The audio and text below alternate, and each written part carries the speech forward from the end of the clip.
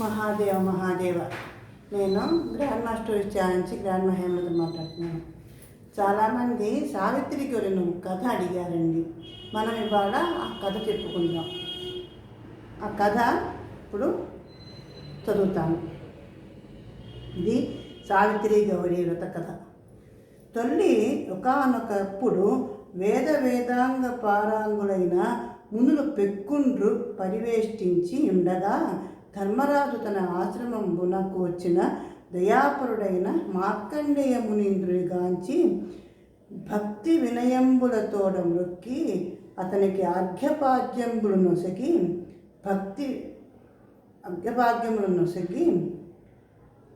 దర్భాసనంబున కూర్చుండజేసి చేతులు జోడించుకుని నిలబడి వేట్క మీర ఆ మునీంద్రుని కుశలంబడిగను. మార్కండేయుడును తన క్షేమం విలంఘించి మౌనముతో నూరుకుండెను. అంతట ధర్మరాజు, మునీంద్ర, నా యందు కరుణ కలదేమి? నేనొక్క కోరిక కోరిదను. లోకంబున స్త్రీలకు పుత్రపౌత్ర ప్రవృద్ధి నొసంగునదియు పతివాల్లభ్యము కలిగించునది అయిన యొక్క వ్రతంబును నానతీయవలయునని అడుగగా ఆ మునీంద్రుడు ధర్మరాజున కిత్తని, ఓ నృపాల, మంచి ప్రశ్న అడిగితివి. ఇది లోకంబులకెల్లా మేలు గావించున్నది. నీవడిగిన ఎట్టి వ్రతోత్తంబొకటి మేలు గావించున్నది కలదు. ఆ వ్రతంబును తొలి పెక్కుండ్రు పతివ్రత కాంతలు ఆచరించిరి.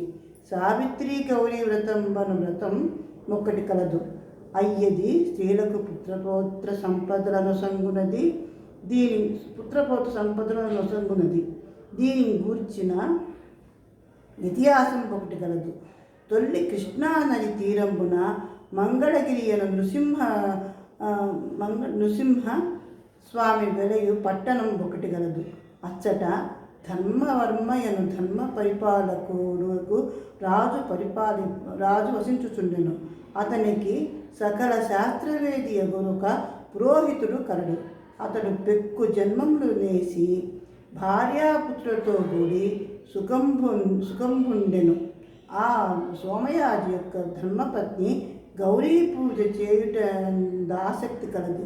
కావున సావిత్రి గౌరీ వ్రతం బట్టి 9 ఏళ్ళు నోచుకుని విజ్ఞాపనము చేయకూడనిదే నియమముతో నుండెను.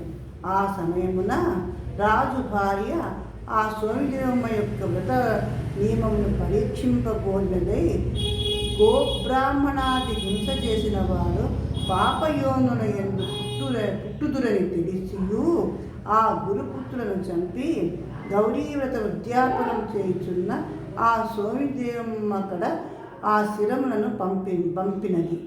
గౌరీవ్రతంబు చేయుచున్న ఆ కాంత తాను వ్రతోద్యాపనంబు భక్తితో పూర్తిగా వించి కడపట అక్షింతలన్నిటినీ వారిపై చల్లగా వారందరూ నెప్పటి వలె బ్రతికి లేచి కూర్చుండిరి. అంత రాజుగారి భార్య ఈ వృత్తాంతమును విన్నదై తమ పురోహితుని భార్యను పిలిపించి, అమ్మ, నీ కొడుకులెట్లు బ్రతికిది? నేను నీ వ్రత మహిమంబు పరీక్షింపగోరి ఈ కార్యము చేసి తిని నీ పుత్రులు మరల బ్రతికితిరని వింటిని. ఎట్లు వారిని బ్రతికించితివి? నాకు తెలుపమని అడిగాను. అంతటా సోమయాజులు గారి భార్య, ఓ దేవి, సావిత్రి గౌరీదేవి యొక్క వ్రతమహిమ వలన నా పుత్రులు జీవించిరి.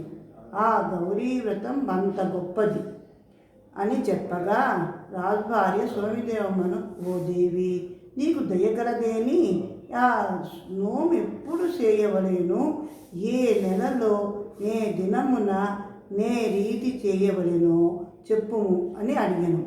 ఆ బ్రాహ్మణుని భార్య ఆ రాణికంతయు నిర్విధముగా చెప్పెను. ఓ రాణి, సూర్యుడు మకర రాశి యందు ప్రవేశించిన మరునాడు కాకి కూత వినపడుటకు ముందే లేచి నదీ తీరమునకు వెళ్ళి ఎచ్చడి స్నానంబు గావించి నిత్యకృత్యంబులు తీర్చుకుని కుమ్మరి ఇంటికి వెళ్ళి కుమ్మరి సారయందున్న మట్టిని తెచ్చి ఆ మట్టితో సావిత్రి గౌరీదేవి ప్రతిమను చేసి దాని యందు ప్రాణప్రతిష్ఠ గావించి మౌనంబుతో నుండి వ్రతంబును కల్పోక్త ప్రకారముగా కావించి కథ చెప్పుకుని 9 ముళ్ళు వేసిన తోరంబు కట్టుకునవలెను. ఈ రీతిని 9 కట్టుకునవలెను. ఈ రీతిని 9 దినములు నోము నోచుకుని 9వ నాడు సాయమున ఉద్వాసమును చేయవలెను. ఈలాగు 9 ఏళ్ళు నోము చేసి వ్రతపూర్తికై ఉద్యాపనము చేయవలెను.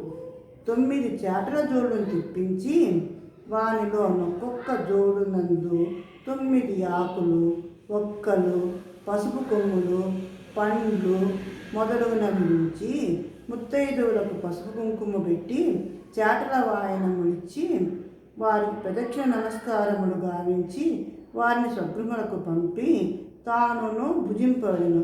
ఇట్లు పట్టిన నోము పూర్తి చేసిన వారి పుత్రపౌత్ర సంపదలు నోము పూర్తి చేసిన వారికి పుత్రపౌత్ర సంపదలు కలుగునని చెప్పగా ఆ రాజుగారి పట్టపు దేవి వ్రతకాలము యొక్క రాకకు వేచియుండి తన భర్త యాజ్ఞ బడసి సావిత్రి గౌరీ వ్రతమును కావించి వ్రత ప్రభావము వలన పుత్రపౌత్ర సంపదలు కలిగి సకల భోగంబును అనుభవించి గౌరీలోకంబును పొందెను.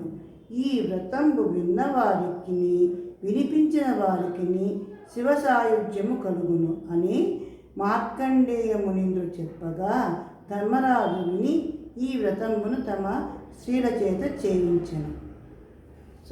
శుభం. ఈ వ్రత కథ అండి, మనకు పూజ ఎంత ముఖ్యమో ఈ వ్రత కథ అంత ముఖ్యము. ఈ కథ విన్న వాళ్లకు వినిపించిన వాళ్ళకు కూడా శుభాలు కలుగుతాయి. నమస్కారం. ఈ వీడియో నచ్చినట్టయితే నా ఛానల్కు సబ్స్క్రైబ్ చేయండి.